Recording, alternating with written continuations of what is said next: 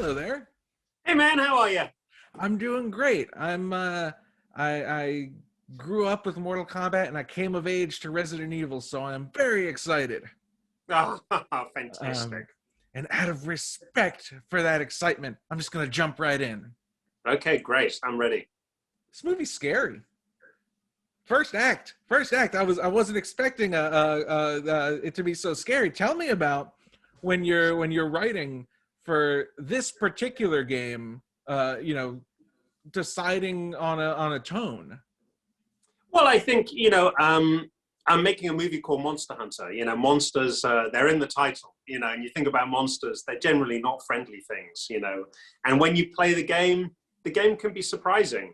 You're walking around, suddenly these things leap out at you. It's a game that takes you by surprise. And we're making a monster movie, and monsters should take you by surprise. So although it's a PG-13 film, it's not gory in any way. I definitely felt that it should be shocking at times and really kind of keep you on the edge of your seat. And that's what I love about, Megan Good's character and Tip's character and Diego Boneta. These people die a lot faster than you would generally expect. And I think that takes people by surprise. And I think that's good because it kind of keeps you on your toes. Totally.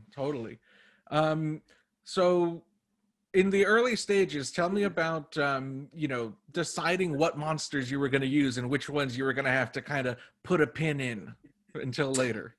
Well, I came to the movie as a real fan of Monster Hunter, the video game. I played it 11 years ago when I was in Tokyo. So I kind of knew about the world, I think, before it kind of became a worldwide phenomena, definitely. And I just fell in love with the creatures. And obviously, over the last 10 years, there have been more and more and more creatures. There's probably over 100 creatures that you can choose from. So I lent very heavily on the creators of the video game. I consulted with Sugimoto-san and Fujioka-san to ask them which were the real fan favorites, so that I was sure to get those in the movie. And that's really where the Rathalos and the Diablos came from. And then I chose some of my favorites as well. The Nasilla was my choice from one of the earlier games from before Monster Hunter World.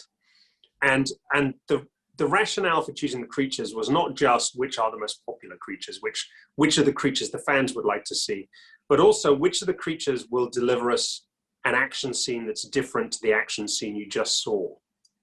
I think there's a danger in a movie like this where it's non-stop action, that the action can become repetitious. So I never wanted the same fight scene again, the same battle again. I had to have a different battle. So each creature has a different strength, a different weakness, a different battleground that our characters have to fight in, so that you never get that sense of repetition. Each monster is bringing something fresh to the party. And that's kind of how I chose them. That's what I love about the Nasilla. They lurk underground. There's whole packs of them. They're in the darkness. They're very different to something like the Diablos, for example, which fights in the broad daylight. Sure. Yeah. I imagine that for, whatever a blockbuster is in 2020 and 2021, I guess we're waiting to see like, home video and VOD, whatever, all that stuff, because the box office is just a non-factor right now. Do you have like, monsters and story just like ready to go, ready to pull the trigger for part 2, or is that? Well, it's funny, back in the day, pre-COVID, back in the olden days, you kind of knew whether your movie had done financially well pretty much on Friday night, because if you knew what Friday's numbers were, you could extrapolate the whole weekend, and you were usually having a day and date worldwide release. So you kind of knew how you were doing in Japan and everywhere else at the same time. Now, of course, your release is just staggered over a much longer period of time. We're rolling out Monster Hunter in territories where, some territories are like North America, where some cinemas are open, so a lot of cinemas are closed. Some territories, there are no cinemas open. And some territories, cinemas are open, COVID's not really a factor, and we're doing killer business. I've never wanted to live in Taiwan so much in my life ever, because we did giant business there. We were playing on all the IMAX screens. People loved the movie. Thailand, I wouldn't mind moving to as well. I haven't been there since I made Mortal Kombat, Mm.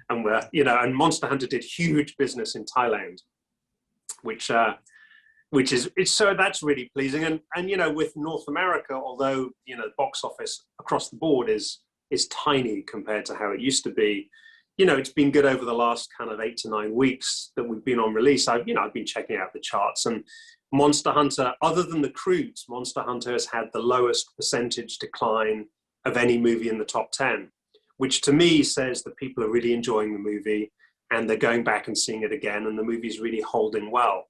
So I would hope that, that gets reflected on video on demand as well, and people just enjoy the movie wherever they get to find it. Sure. I mean, I live in New York. The theaters aren't really open, but I saw it on my TV. It's a good TV, but I wish I could have seen it in IMAX. You know what I mean?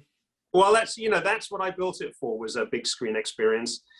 But having said that, someone once said to me, movies are like cakes.